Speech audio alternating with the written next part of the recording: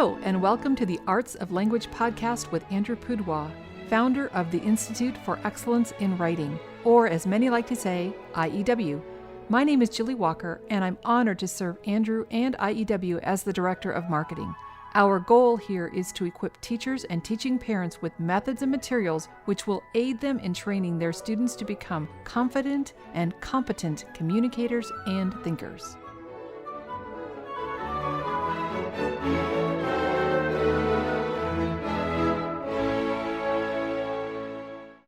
Hi everyone. As you may have heard, this week we're switching it up a bit and are playing for you the audio portion of one of our IEW webinars. Today's episode is part 2 of that webinar, so if it sounds like you're jumping into the middle of a conversation, well, it's because you are. And like we do for each podcast recording, we'll post any links or websites mentioned at iew.com/podcast. Enjoy!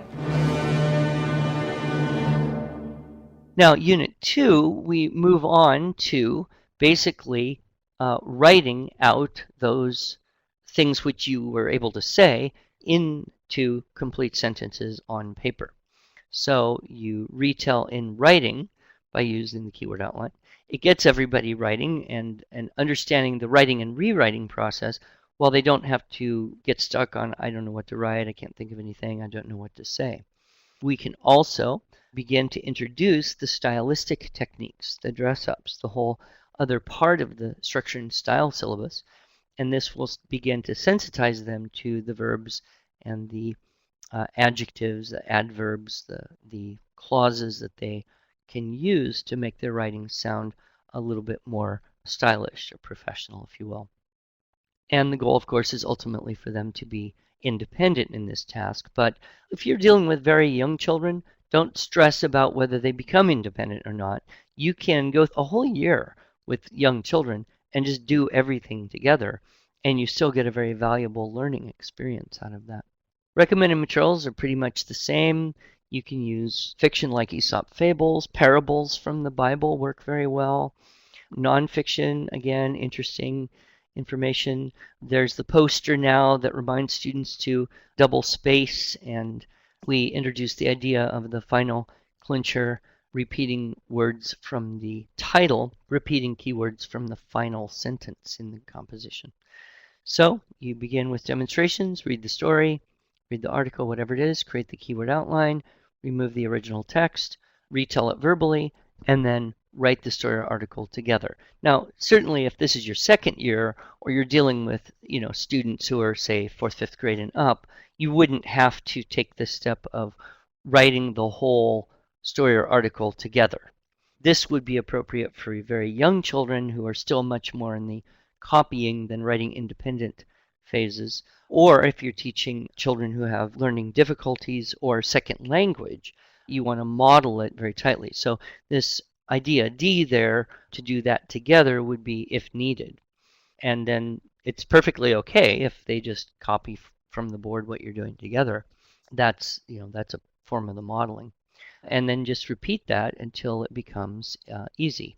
When they can do that pretty easily, then you will be ready to introduce the dress-up techniques. And on our list in the style section of the seminar workbook, which in the old one begins on page 17, but in the new one is actually its own separate tabbed section in the back of the book, I usually begin with the ly adverb. That seems to be the easiest of the dress-ups for students to grasp, choose a word, and put it into a sentence. Adverbs are very flexible, easy to fit into sentences. Usually when that's easy, I would add another dress-up technique, maybe the who or which clause. So you work with a vocabulary and then a grammar, and then we'll go back to a vocabulary and then a syntax.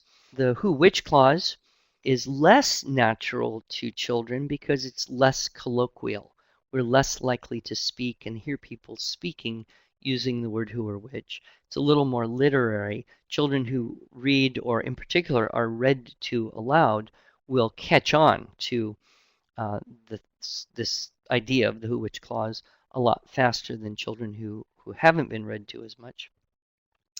And the most important thing to remember here with the stylistic techniques is that they should be dripped in as they become easy. The formula is easy plus 1. You don't know how fast that's going to go. If you're working with very young children, second, third grade, you may spend 4 months to get 3 dress-ups until all 3 are easy, and that would be fine. It would be far better to go too slow than to go too fast. If your students ever say, oh, this checklist is too hard, do I have to do all these things? What they're really saying is, teacher, you taught me too much, too fast. So please emblazon this in your mind that the easy plus 1, that is the formula for success in teaching the stylistic techniques. It is much, much easier, much better to go too slow than too fast. And the speed that you introduce them is not based on anything. It's not based on grade level. It's not based on which year you're in. It's not based on what book you're using. It's based on the simple idea that you teach one thing until it has become easy, meaning the student can do it without much help and it doesn't sound too goofy most of the time. And then and only then do you introduce the next technique. You do just those two until it becomes easy without much help and not too goofy. And when doing 2 is easy, then and only then do you introduce a third. When 3 is easy, then and only then a fourth. So even if you buy one of our books, one of our theme-based writing books or a student writing intensive or whatever, anything you buy from us, it will have checklists. But those checklists are just suggestions. You have to control that. Don't let it control you. And if that book is going too fast for your student or your group of students, then you just cross some things off that checklist and you stick with those 3 or whatever you're at until doing those 3 has become easy, and then you add the next one. So level A, we would say you could introduce a ly adverb here in Unit 2, possibly a who which clause. Level B, 2, maybe 3 things. Level C, 3 or 4, maybe 5 things. Again, you can't know because you can't know until you do it whether it's appropriate to go faster. And I know that, in the past I have made the mistake of introducing too many things too quickly for many of the students in a group. And I know that when I teaching writing instruction style, I have to introduce the whole syllabus of stylistic techniques, all the dress-ups, openers, decorators, and triples, all in 2 days. And some of the adults, some of the teachers in there get a little bit overwhelmed because that is a little too much. So remember that rule, easy plus 1. I always want to demonstrate very clearly, and you'll see me do this on the student videos. If you have not watched me teach a group of students, get a hold of one of those videos and watch it, because I've been doing this for 20 years, and I really do believe that this is the best way to demonstrate. You show them on the board how to double space, how to cross out and write in the space above, how to add in words with the little upside down V caret wedgie thingy. If you show them exactly how you want everything set up first, then there's a much better chance that they will do that way. So modeling is just everything, especially in the very beginning. And then one thing that I like to do is suggest you write your rough draft in pen so that you don't erase anything. Then you don't waste any time erasing. If you have not heard me talk about the benefits of pen over pencil, that is in the main seminar. I also wrote a little article, Convert to Pen, that talks about this as well. Angela, the demonstration classes that are included with the TWSS seminar are simply the Unit 1 and 2. It's a first lesson with a group of kids who has done nothing, or I'm assuming they've done nothing. Then if you want to see demonstrations of other units, those are available in the Student Writing Intensive, and even more so in the continuation course.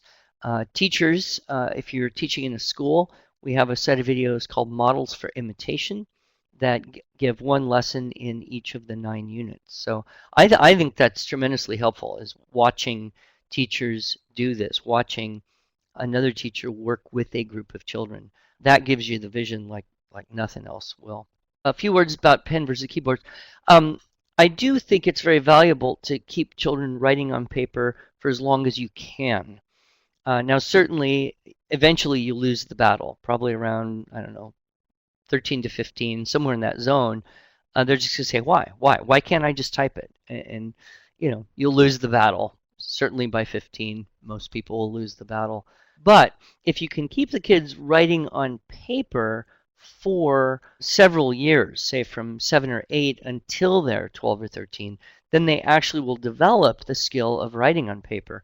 If you let a 9-year-old type everything and never write on paper except maybe to do math, and now you can do math programs without even writing on paper, you could hit, high school age or adulthood not being able to write sentences on paper. That is a skill that could completely atrophy with the keyboard. And so, while certainly most of the professional world is using a keyboard most of the time, I don't think that many of us are yet ready to admit that there isn't value in having the distinctly human skill of writing on paper.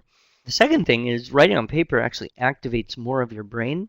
And there's a bit of research to show that children taking standardized writing tests at all grade levels, the ones who wrote on paper, well, I don't know, that didn't go into high school, but up through middle school, the ones writing on paper actually wrote more in the time provided and wrote better quality.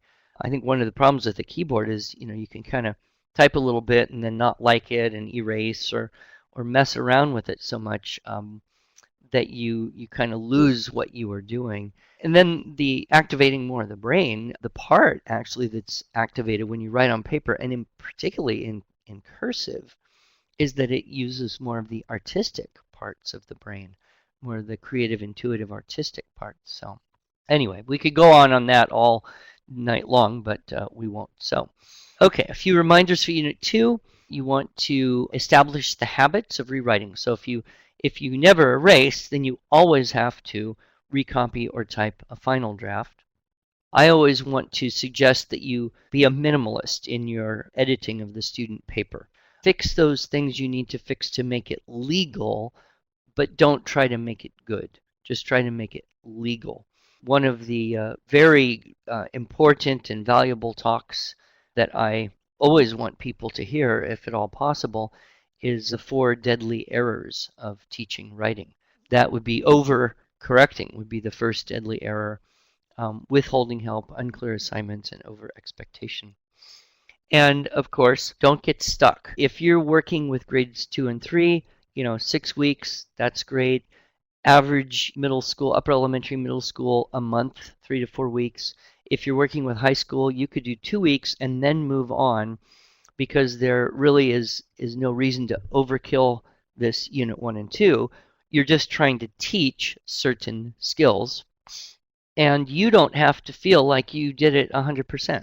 Move on, even if you feel like, okay, I'm not sure everybody fully got that, but it's probably more important to move on than to stick there until you're bored and tired of it. That's probably my biggest problem. People call me up and say, oh, we've been using a writing program this year, and it went really well for a while, and then it just seemed not to work so good anymore.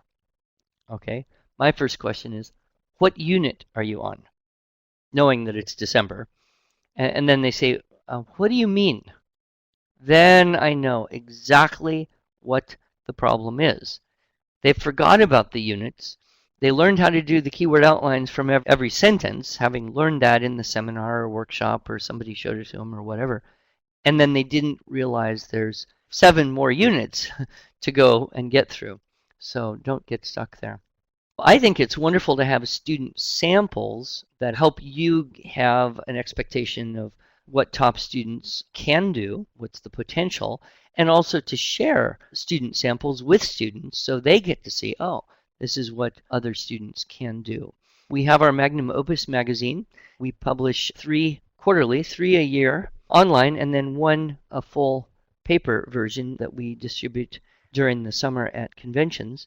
You're welcome to subscribe. So we publish a copy of this online Magnum Opus magazine once every month, and the students are then able to read each other's writing. Your students can submit something to our editor, And so visit that, magnumopusmagazine.com. It's Latin, of course, for great work. And so we want to showcase the great work of the students. Oh, just let's zip through here because I want to wrap it up on time, and I see half a dozen questions or so I want to be sure and get to. But here's a typical level A student sample. Here we have a keyword outline on the space fence. A little bit hard to read there. 2009 US, something Russia, collision debris, priority, 1980, 5,000, 20, 10, 15,000. Fortunately, I don't have to understand this child's keyword outline. He or she needs to know what she was thinking when she wrote it down. Fortunately, we've got the written out version here by L.L.C. So here's something from a keyword outline by a 9-year-old student. In 2009, US and Russian satellites collided. With so many collisions, a lot of debris was orbiting the Earth.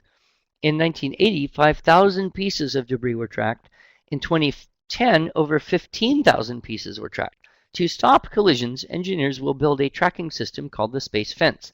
The space fence can detect, track, and measure debris as small as a softball. New data can redirect satellites to avoid collisions.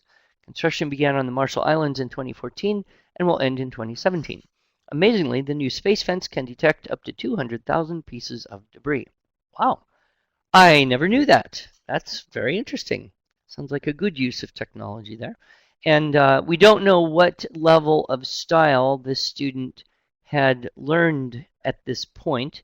We do know that she has used this ly word in the last sentence there. I don't see a who or which clause anywhere. So really, she's just at the beginning. This is probably her first year and one of her first few assignments. Level B, student sample. Here's another keyword outline on one of my favorite topics, the eggplant. I actually wrote the source text on this, so I am an expert. And I must say this little student, Catherine, she wrote a much superior version of this content than I had provided her with originally. Many picky eaters loathe the unique taste of the lovely eggplant, but many others find it quite delicious and appealing. The eggplant tastes similar to a turnip with the qualities of a squash. Despite what many think, it has many vitamins and minerals, including vitamins C, E, K, and B. 2012, China was the main producer of eggplants. 120 days of sultry weather is required for the ripening of this magnificent plant. In the right conditions, one could grow eggplants in a greenhouse, and they would be just as happy if they were on a farm in China. Upper-class chefs have made glorious delicacies out of this grandiloquent vegetable that finicky eaters would find abhorrent, distasteful, and particularly noisome. Its leathery skin, which contains a nosenin, potent antioxidant that protects cell membranes from damage, has a deep, majestic purple hue that is a popular color in women's clothing. If overcooked, the eggplant may take on a bitter flavor. This is more than likely the reason that it is not much of a crowd pleaser. Regardless of its sometimes acrid taste, it is always quite palatable when deep fried in peanut oil and drenched in ranch dressing. Well, she went way off that outline and turned the whole thing around on me to say what a lovely thing an eggplant is. Well, to each his own. Level C, this is from the Student Writing Intensive Group C about how Thomas Jefferson played his violin to overcome writer's block. That's a great lesson. That one's actually on the original set of student writing, or the Student Writing Intensive Level A, Level C first lesson. Okay, we'll finish it up here. Magnum Opus Writing Source Packet with Units 1 and 2. If you need more source text, we can get that. We have our IEW Families group or a teacher forum group. You can click that live link if you want to go to that section of our webpage where users out there share ideas with each other. We have our newsletter we send out. I was going to say bi-monthly, but Julie will probably tell me we do that every month too. I didn't even know. All these people working harder than I'm aware of. And you can always call us or write to us. We've got a whole team of wonderful customer service as well as expert teachers on hand to answer any question that you can come up with. Now, I do have a few questions. Amber, you are asking, is there a list anywhere of what symbols are to be used? It's my first year and I'm trying to find where everything is located and how to use everything together. My kids keep trying to draw pictures for words. Well, there is no official list of symbols per se. In the old tips and tricks handout, there were a couple pages of symbols that some teacher put together, and I think that's still available as a free download at iew.com/tips, T-I-P-S. My basic rule for kids is this. If it takes you longer to draw the symbol than it would to write the word, it isn't a symbol. It's an elaborate little picture. And so you have to be able to write the symbol faster than you could write the word, and you have to be able to recognize it, pretty easily at a later date. So what you might do is gradually with your students build a list of acceptable symbols and say, these are the ones you can use. But a lot of kids are very kind of artistic in their thinking and their way of remembering, and so I don't like to be too strict unless I have to. But yeah, if you're getting a little, line of 5 elaborately drawn little pictures to try and reconstruct the whole sentence, then I'd try to minimize that. Kimberly, I have the premium. Is there a checklist with it? Not sure what you mean by a checklist. The seminar workbook is full of sample checklists. Actually, the teacher practicum at the end of each unit has a checklist, and it is, of course, a sample for the teacher's use. And then each and every one of the student materials that we put out, from the student intensive to any of the theme-based lessons, they all have checklists. So the idea is you're kind of making your own checklist as you go, or you're using one that's at an appropriate speed. Formatting rules, yes, we can include that. Double space, name on paper, stuff like that. Structure and type. Yeah, the checklists are all in the book there. So I think if you spend a little time visiting with that seminar workbook, you'll discover samples in the back of each section. Angela is asking, I used TWS system with the younger boys last year. Would it be worth starting this year with the demo classes? Well, it couldn't hurt. I'm sure they'll laugh if they haven't seen it before, and they might even laugh if they have seen it before. I don't think it would hurt. It's always good to review. Kids do lose a bit over the summer if they're not doing something. They can kind of lose things. So I would suggest that, yes, indeed, it's probably a good way to go. And then if they say, oh, Mom, we know all this, well, then say, okay, well, just watch it and we won't do any more like this. We'll move on since you're so smart. What if you're teaching just once a week? How long should we spend in the first 2 units? Well, I'm assuming, Linda, that you're teaching once a week and then the students can go and do that assignment at home or do another short one just like it. So I'm assuming that you're giving a little bit of homework. If you're not giving a little bit of homework, you may want to just slow down and spend a bit longer than a month, because that would just be for lessons, for periods. So I think it would kind of depend on if they're able to do homework. If not, then maybe you would take more and just not go as far in the syllabus. And that might depend on the age of the kids too. Kathleen, I understand legal and minimum correction. What about if it isn't clear what they're trying to say? Does this question make sense? Yeah, oftentimes I'll read things that kids wrote and not really know what they were trying to say. That's okay. I don't dwell on the problem because it may not make sense to me, it may not make sense to you, but it made sense to them. That's why they wrote it. You can't really force them to grow up faster than they're going to grow up. You could have a little conversation and say, can you tell me what you're trying to say here? And then write it out for them so that it does make sense to you. But you don't want to go too far in that direction, because I'm not sure it really teaches all that much of what they need to learn. This is what you were trying to say, and this is how you could have said it better. But in their mind, they're thinking, well, if I could have said it better, I would have said it better. So, okay, I'll do whatever you say. So you can get students become a little bit passive or even fearful about writing something if you go too far in that direction. Does that make sense, Kathleen? I hope so. Could you give me a heads up if that kind of answered that question for you? Vanessa, looking into modeling checklist. I find boxes to check off for 1, because clause, 2, quality adjective. Is there someplace I can find examples? I don't remember these from the DVDs. A because clause is just simply a clause that uses the word because. Quality adjective is an adjective that gives a stronger image or feeling, as opposed to a weak, lame, lousy adjective like good or bad or big. So I would try to, review that and then check the seminar workbook for some examples.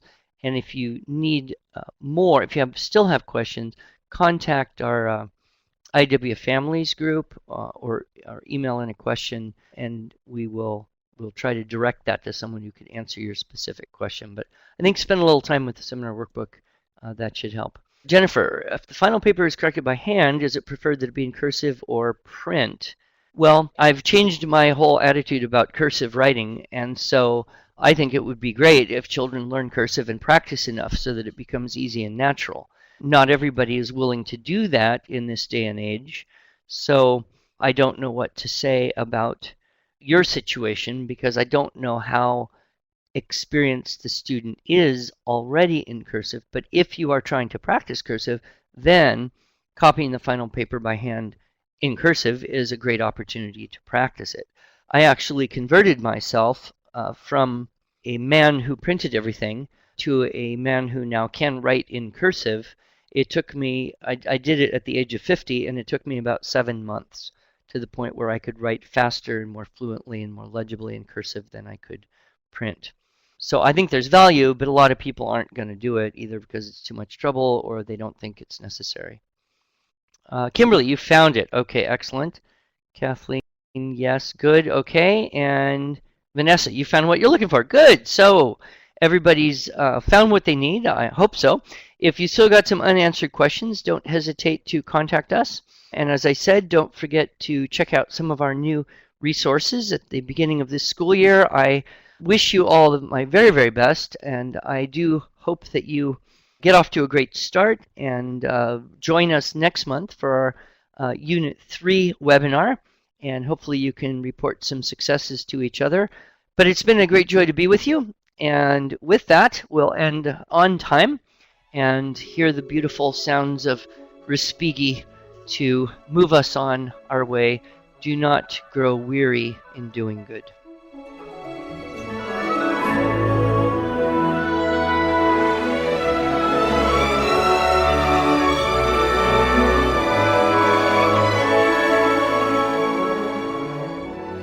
Thanks so much for joining us. If you enjoyed this episode and want to hear more, you can subscribe to this podcast in iTunes, SoundCloud, or Stitcher, or just visit us each week at iew.com/podcast. Until then, on behalf of Andrew Poudois and the team at IEW, I thank you for the privilege of allowing us to partner with you on this educational journey toward better listening, speaking, reading, writing, and thinking.